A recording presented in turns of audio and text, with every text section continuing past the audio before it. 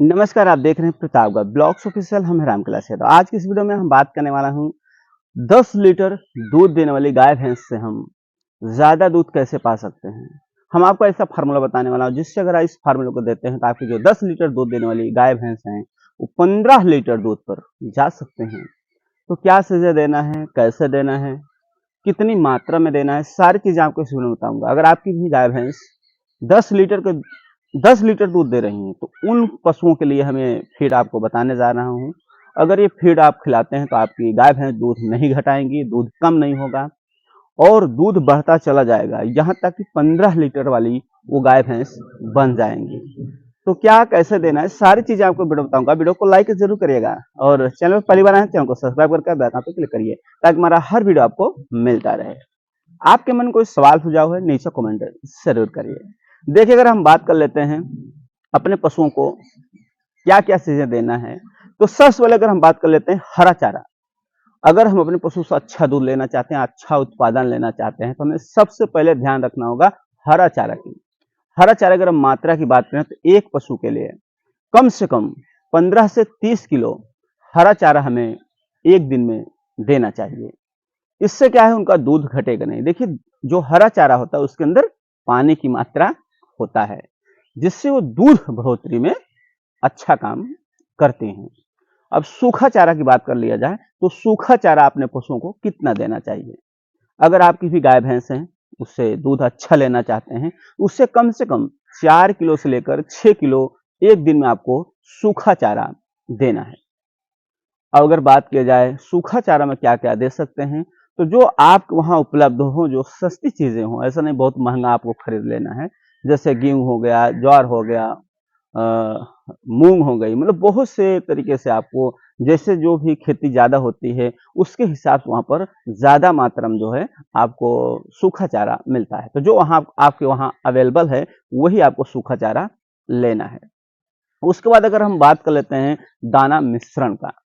अगर हमें दाना मिश्रण कितना देना चाहिए, हमारी गाय अगर है, अगर हमारी गाय है 10 लीटर पर दूध दे रही है और उससे कम भी दे रही है अगर, तो भी आप जो है अगर दाना मिश्र हो गया, अगर हम बात कर लेते हैं कि अपने जो गाय होती हैं दाना मिश्रण, तो उन्हें लगभग अगर हमारी गाय है 10 लीटर दूध दे रही तो उससे कम से कम हमें 4 किलो, आपको 4 किलो दाना मिश्रण देना है। जो दाना होता है, समझ लीजिए 1 किलो पर 1 किलो दूध दे रही है तो 400 ग्राम उसे हमें देना होता है दाना। अगर वही भैंस होती है, अगर भैंस हमारी है, अगर वो 1 लीटर दूध पर अगर एक एवरेज लगाया जाए तो कम से कम 500 ग्राम दिया जाता है, यानी आधा किलो। यानी अगर 10 लीटर दूध दे रहे हैं तो कम से कम हमें 5 किलो से दाना मिश्रण देना होगा। और अगर हम बात कर लेते हैं हरा चारा और सूखा चारा दोनों, तो हरा चारा और सूखा चारा दोनों जो है मिक्स करके देना है। ऐसा नहीं पर हरा चारा अलग खिला दिए, सूखा चारा अलग खिला दिए, तो आपको जो है हरा चारा सूखा चारा मिक्स करके देना है। और अगर खल्ली की बात किया जाए तो खल्ली जो है हमेशा भिगो कर देना है। जैसे कि 3 से 4 घंटे आप भिगो देते हैं तो खल्ली पूरी तरह से फूल जाती है, वो तो पानी आवश्यकता अनुसार डाल सकते हैं, जितनी खल्ली होती है उसके साथ हम पानी डाल के उसको भिगो सकते हैं। अगर हम गर्मी में बात कर लेते हैं दाना की, तो गर्मी में जो दाना दिया जाता है उसे भिगो कर देना चाहिए, यानी भिगो दें उसके बाद हमें दाने को देना चाहिए। भिगोने से क्या है, दाना थोड़ा मुलायम हो जाता है, जो भी आपके पास दलिया होता है मुलायम हो जाता है, उससे जो खाते हैं उन्हें हजम बहुत बढ़िया से होता है। जब हमारे पशु को हजम होगा जो चीजें, वो दूध में ज्यादा आएगा।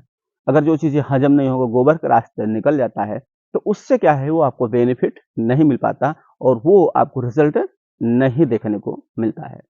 अगर हम बात करें सर्दी के मौसम में, अगर सर्दी का सीजन है तब आपको दाना मिश्रण को पका कर देना चाहिए। तो ठंड सर्दी जो पड़ता है तो उस समय आपको पका कर देना है, उससे आपको बढ़िया रिजल्ट मिलेगा। आपकी जो पशु है दूध पर बरकरार रहेगी, दूध बढ़ता चला जाएगा। और भी चीजें अगर हम बात किया जाए, जैसे खली हो गई, तो हमें कितनी मात्रा में देना चाहिए।